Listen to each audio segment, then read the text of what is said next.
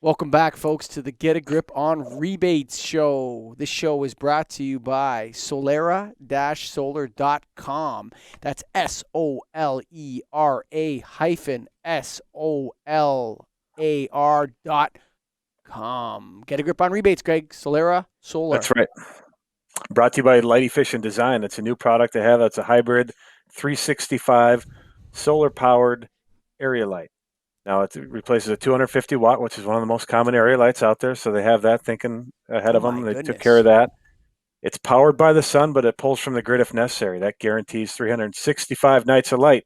When you want an area light, you want light. You want it working all the time. And to have the capability to be solar and line voltage is awesome. And it's a fully adjustable solar panel to ensure it always faces south for that maximum sun collection. Check them out. Brought to you by Light Efficient Design. Go to solera-solar.com, SOLERA-SOLAR.com. Get a grip on rebates coming in hot. How's it going, Juan Carlos?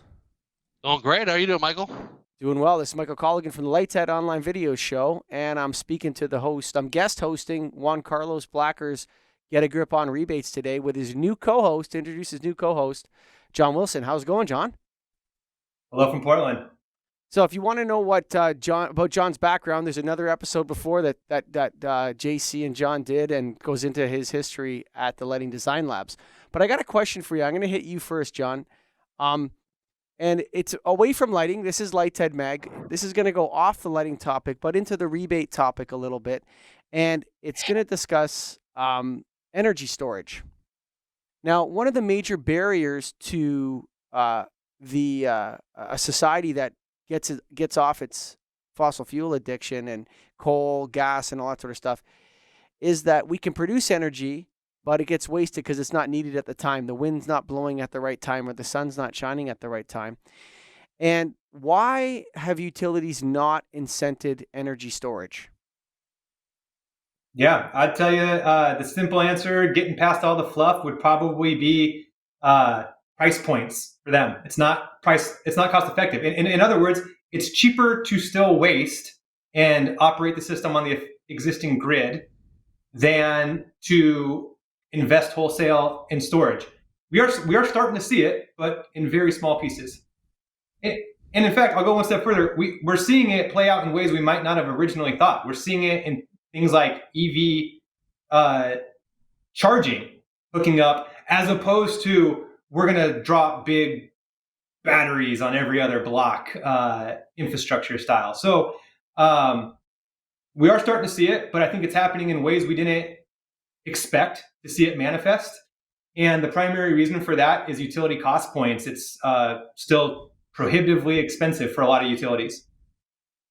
JC, what's your take? I agree with John.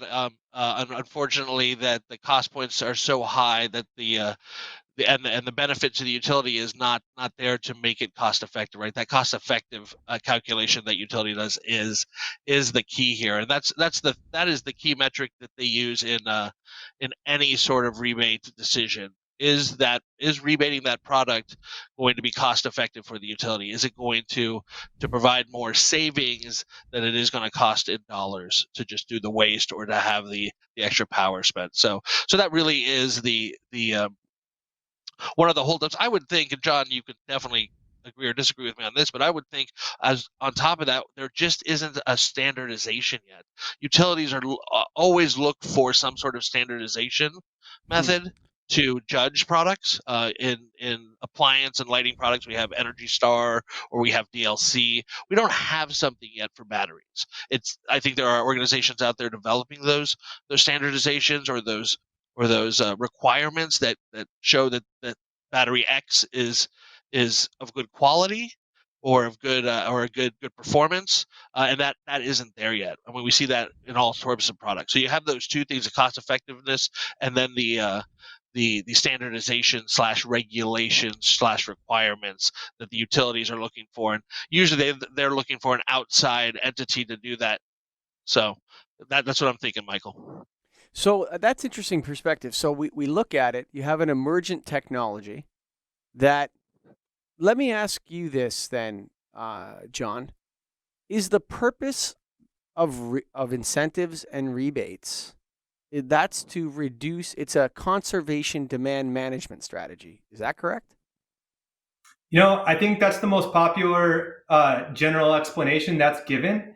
But, and I have given that explanation multiple times across the course of my career. But I'm going to suggest it's actually a lot more complex than that. And we get ourselves into a lot of problems. This is why this dialogue between folks doing the work and relying on rebates is so important with utilities, because I think it gets oversimplified with what you just said. Not that what you just said is untrue, but the oversimplification leads to a lot of mismanagement of expectations in the relationship. And I can give an example of that. Because if it was just about the energy savings, and that's why we're doing these rebates, well, that would kind of suggest we can go full throttle and just throw things down and let's save as much energy as possible. But the reality is, most investor-owned utilities are just managing to hit targets and not do much more than they have to because they're regulated. And for every other utility, investor-owned and publics, and I'm going to talk to the storage here, there's not a single panacea technology that's going to solve all the utilities' issues. They're looking across the spectrum when they say, look at this waste we have on the system because the wind doesn't blow at the right time or the sun doesn't shine at the right time. There's a myriad of strategies a utility is going to look to deploy. And storage is just one piece of that. And we're going to see it. It's going to find these little niches where it makes sense. And then the utility is going to say, you know what, let's apply this storage to this niche situation and this little niche place.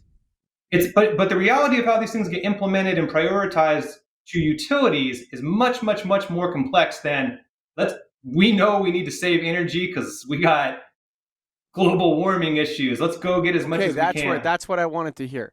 So the purpose, I have so many different directions, JC, we can go with this, but so the you always do, Michael. Right. So the conservation demand management being the purpose stems from the utilities are being used as a way to mobilize a revolution towards a cleaner energy society. And lighting is a mitigation. It's not a solution.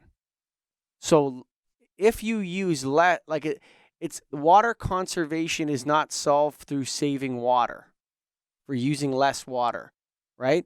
Water problems are saved by introducing more water or getting rid of people. Right? Like that's the only way you can really do it, right? You need to find new water sources, or you need to. So it's the same thing with energy. You can only if the global warming or climate change issue, which is the word I prefer, I think global warming is a little bit politicized, but the climate change issue is real, then, and the program is meant to encourage the adoption of technologies that mitigate or solve that problem, I think it's the perfect opportunity to engage in some storage-related solutions. And here's why. First of all, I think most people don't even know that electricity can't be stored, that it's produced on demand. I would agree. I think they think, I have my AA battery and that, it's stored there. Why can't it be stored, easier? They don't understand how electricity gets wasted. I agree.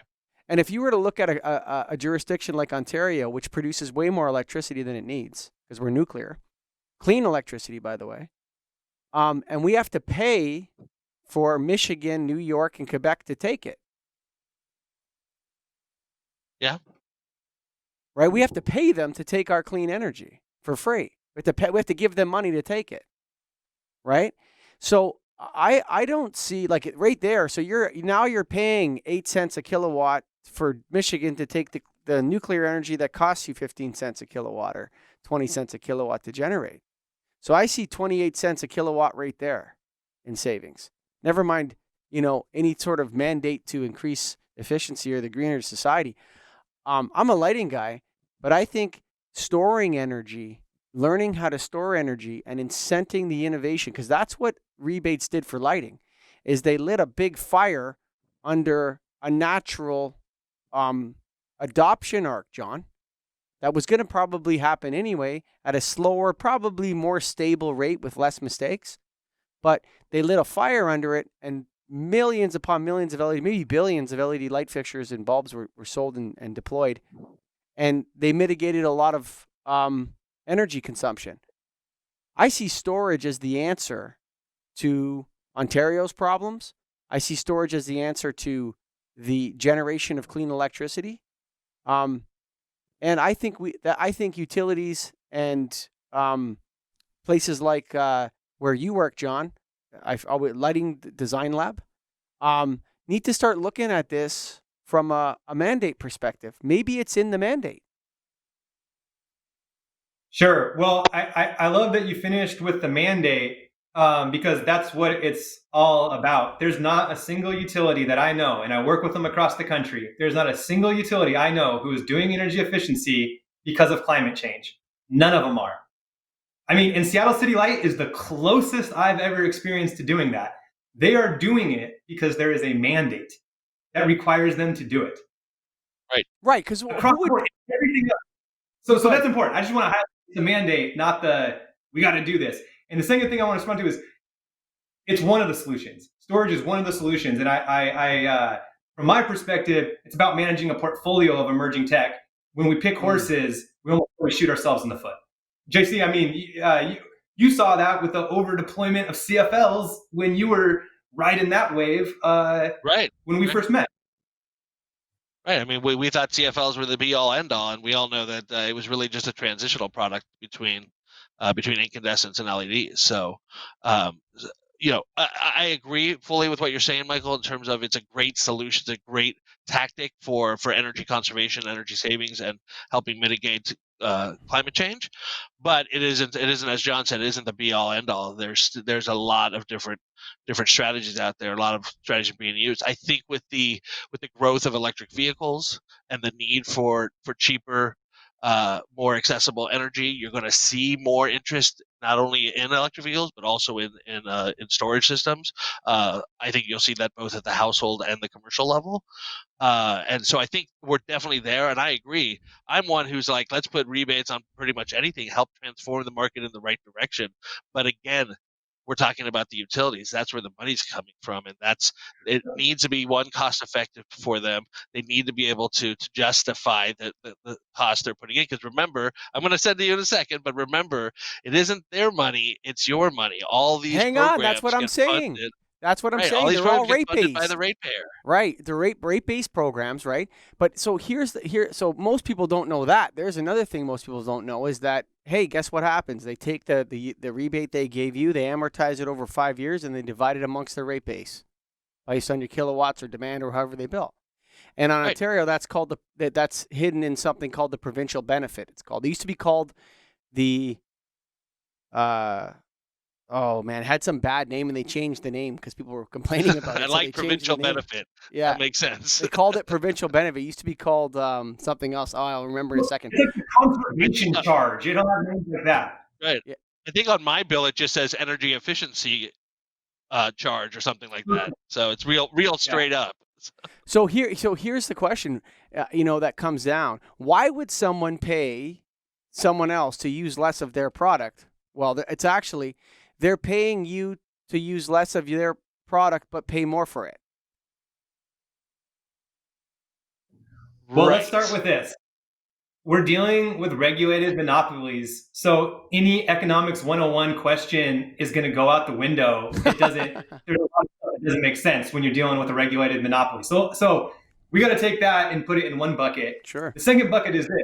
When you mandate stuff, which is head, shoulders, knees, and toes, the most effective way to get big things done, you can no longer pay the incentive for it. That's how these utility incentives across the country work. You can sometimes have other programs that's like, because we mandated something, we're now going to help you get there. But every utility that I know in every state that I've worked in, if something becomes code or a standard, a federal standard, the utilities are no longer paying incentives for it because you have to do it, right? There's the sort of like carrot and there's the stick. Sure. Where we made that bend, you said it yourself, LEDs were going to do a hockey stick. The utility incentives helped make that trajectory go faster. And hopefully we did it better. We brought in better quality products so people didn't have the whiplash that they had maybe with CFL technologies where you can get a 1 step forward, 2 steps back. Don't tell me to put a sweater on. I'm not buying that stuff, right? But we got to be careful how we overgeneralize here, because if you go straight to mandate, you're cutting out the rebates, and that's important to remember. Let me ask you one more question, because I feel like we could double this podcast length, and we're almost coming up at 4 minutes here. But just to wrap it off here, and either one of you point to yourself if you want to take the question, but who is giving the mandate? I'll start, and then I'll let John jump in. But a lot of people are given the mandate. It comes from a variety of different places. In the Pacific Northwest, there's a general political mandate to that. Not only do the state and local governments tend to lean more towards energy efficiency than they do, say, in the Southwest, but there's also the population there is quote greener than it might be in other parts of the country or in other parts of Canada. So it's coming from them. It's coming from their regulators who are demanding that there's no more. They don't want any more generation to be built. They don't want any more power plants to be built. They don't want any more dams to be built. That sort of thing. So the mandate is to cut energy usage so they don't have to build new generation facilities, right? Which is where I think battery and solar become a great benefit, but it's all about what's the cost effectiveness is there. So those are sort of the two of the big aspects, right? The population and the political mandate, and then the regulators and the economic mandate. John, anything more? That's spot on. And what I'm going to tack on to that is that for every single person or nonprofit organization that is working hard to influence those, whether it's a federal standard or it's a city standard, you have major players, individuals, and organizations fighting against those standards. And the way that they typically play out, they take about a decade to develop, and it's a whole lot of idealistic, quixotic stuff that gets watered way the heck down. And just to put in people's minds, especially in the U.S., I know we got a North American audience here, but in the U.S., when like ISA, the Energy Independence Security Act, they're taking away our incandescent light bulbs. And that, most folks remember, happened around 2010 to 2013, Obama administration. That was legislation passed a decade earlier under the Bush administration that then got watered down for a decade, nearly, by industry before we got to a standard, right? So that's an episode. There's a whole nother episode we should have right there. Sure. Yes. If you ever want to have a fun afternoon, go to a public utility meeting. It is fascinating, the discussions that are had and the complaints that come up from the general public and from specific interests. So another episode for another day. So this is Michael Colligan, host of the Light Tech Online Video Show, with the guest hosting on the Get a Grip on Rebates show. Thanks for listening. Yeah, thanks guys. Thanks for coming. Thanks, John.